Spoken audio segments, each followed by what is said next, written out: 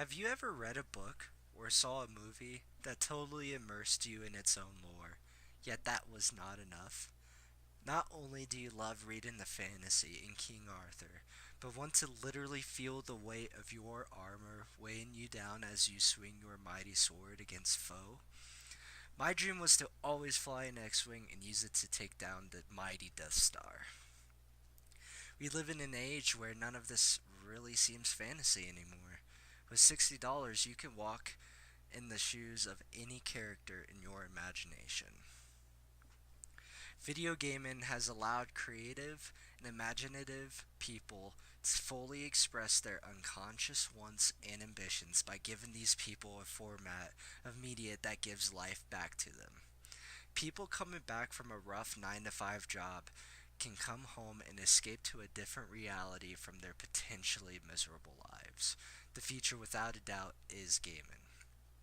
The unique qualities, the discourse community that is gamers, and what makes them stand out compared to others is that there's not one origin point of language, ethnicity, sex, or financial characteristics that these gamers share. The internet gave unlimited access to meeting all kinds of people from across the world. Although a gamer doesn't have a set language, gamers' language could be different than others. A person from Texas, USA might not understand anything a person is saying when that someone is from Singapore and tries to explain their daily life or job. Although if both of these individuals are avid followers of the Elder Scrolls video games, they might be able to go on for hours talking about the Civil War in Skyrim. I can already tell you have no idea what I'm talking about. It is not necessarily dialect that makes gamers stand out to other discourse communities, it is the content within their language. A person who I believe can give our audience a taste in the gamer discourse community is Peyton, who is American with Filipino descent, who is about to be 21 and currently lives in Virginia. So, Peyton, did you choose the gamer life or did the gamer life choose you? I believe the gamer life chose me because I've always been really good at video games. It all came so naturally for me. While others take a long time to master a game, I can pick up pretty much any game and be good at it in a short period of time. So, personally, why do you play video games? In other words, would you consider this a hobby or more of a lifestyle? I play video games because they help me fill the empty time in a day, and I really enjoy playing them with my friends. They help me stay in contact with friends in different states or countries even. Say I have people from Germany, the States, Arizona, all around the world really. So, what do you expect to walk into when joining an online lobby? From my personal experience, as long as you do not put a target on your back when joining online lobbies, you are fine. What could potentially lead to people attacking you? It really depends how you present yourself.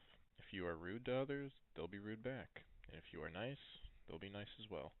There's always going to be someone trying to get a rise out of everyone, but typically everyone in the lobby will either mute that person or ignore them. If you come into a lobby belligerent, calling people names, you can pretty much guarantee you're going to get attacked verbally by others in the lobby. Do you believe violent video games are in association with violent crimes in the real world? Many people believe so. I don't believe video games lead to violence. I myself play a lot of the games that the media likes to say lead to violence, and I would never intentionally hurt someone. What is unique to gamers compared to avid readers or film lovers? Well, one thing unique about gamers compared to readers or lovers is they're the ones controlling what happens in the game, unlike books or films where the plot is already decided. I also believe the gaming community is much more tight knit because we're all typically very passionate about the games we're playing. Objectively, what is the best game ever? And what changes did it bring to the gaming community?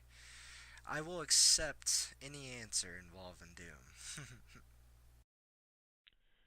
I believe the best game ever, without a doubt, has to be the Halo series. It was one of the first games that introduced a very competitive matchmaking system that when you became better at the game, it matched you with others of similar skill level. It was also one of the first games that people around the world went to gaming events to compete for large cash prizes. I know I asked for your opinion. What is the best game ever and how did it change the gaming community? But how has video games affected society culturally overall? I believe video games have affected society a lot. Instead of kids asking for a bike or a guitar for Christmas, they'll ask for the newest game out on their console of choice. In other words, kids don't spend as much time outside as when I was a kid or before video games were around. But I believe once VR is refined, that a lot of things that we do nowadays will be done in VR. For example, meeting people or going on dates or even big events like the Super Bowl will be able to view through VR. Now, Peyton, I know I've asked you several questions already, but is there something that you want to tell our audience here that I've not covered yet? There's nothing really I can think of that you haven't covered, but I would say to the audience, go try video games for yourself. Go make an opinion of your own. Video games aren't what the media makes it out to be. It's a really fun time, and yeah, just go have some fun.